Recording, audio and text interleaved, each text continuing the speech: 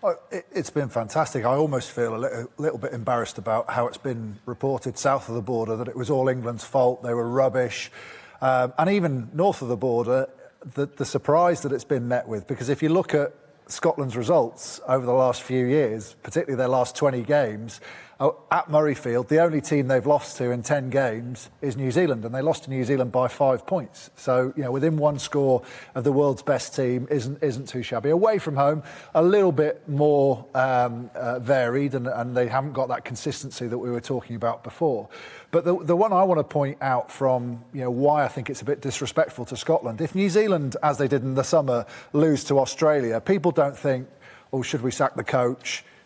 Should we, should New Zealand are faltering because they lost to Australia? Maybe that's partly to do with the Six Nations. You only play each team once, whereas New Zealand had already beaten Australia twice. But Scotland, they lost in the quarter-final to Australia by 1 point, a game that actually were refereeing decision they probably would have won. They then lost by a point the next time they played them in the autumn internationals. And, the last two games they've won, both away in Australia, and they humped them last autumn in November. So why we're talking about Scotland as some minnow team when we'd never say that about Australia if England had been beaten by Australia? By the way, being humped by someone, that is a technical rugby term. That is a technical rugby term.